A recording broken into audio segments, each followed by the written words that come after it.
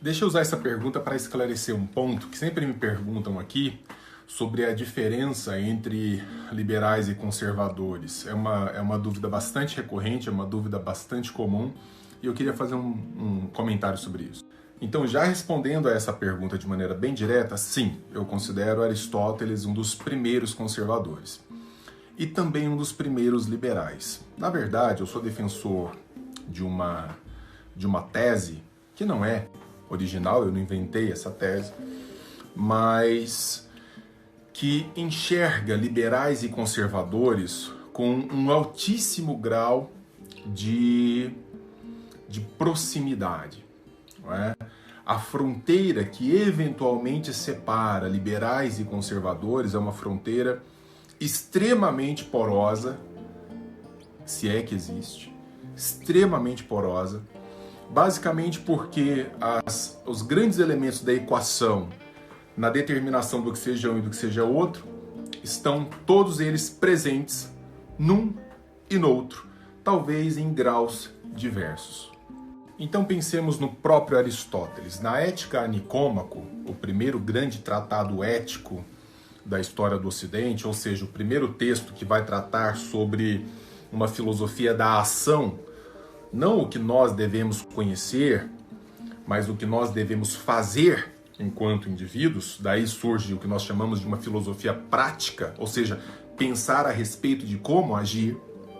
Lá nesse livro, na Ética Nicômaco, Aristóteles chama atenção para o fato de termos que olhar com muito carinho para pessoas bem-sucedidas, mais velhas, e para o tipo de experiência que essas pessoas têm a nos repassar, a nos oferecer, exatamente enquanto esses homens experimentados, no grego ele vai dizer spudaios. Spudaios você pode traduzir como homem sério, pessoa séria, mas aqui tem um contexto não só de seriedade, mas de experimentado pela vida. E que tipo então de solução essa pessoa, ou de soluções esse indivíduo mais experimentado, que soluções essa pessoa adotou no curso da sua vida para que chegasse a ser feliz, virtuoso na sua existência. Então há a ideia de que homens experimentados se tornam um repositório importantíssimo na cidade de informações e comportamentos que tendem a resolver com maior eficiência determinados obstáculos cotidianos. Então, para Aristóteles, existe um pressuposto fundamental na vida de cada um de nós, que é a liberdade. Então, a liberdade, ela é a base do agir, exatamente para que nós possamos encontrar e calibrar as melhores soluções no tempo. O fundamental na vida de cada um de nós, que é a liberdade. Então, a liberdade, ela é a base do agir, exatamente para que nós possamos encontrar e calibrar as melhores soluções no tempo. Outros antes de nós, essas soluções devem ser retroalimentadas, elas devem permanecer, daí a importância de soluções tradicionais, conservadoras, para esses problemas. Mas vejam a beleza da coisa, como que liberalismo conversa muito intimamente com o conservadorismo.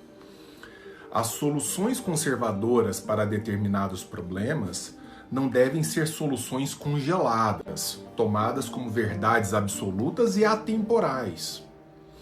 Por isso a liberdade é pressuposto, porque a vida em sociedade ela é complexa e determinados problemas surgem, outros deixam de existir.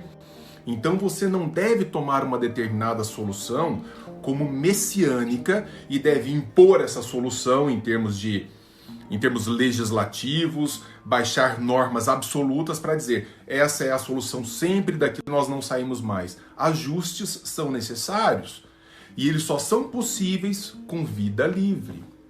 Então esse conservadorismo chinfrim, que é o conservadorismo interventor, não merece, a bem da palavra, ser chamado de conservadorismo. Ele deve ser chamado de fascismo, totalitarismo, intervencionismo, mas conservadorismo não é intervencionismo. É a vamos dizer, a atuação no sentido de manutenção de soluções ótimas para problemas humanos.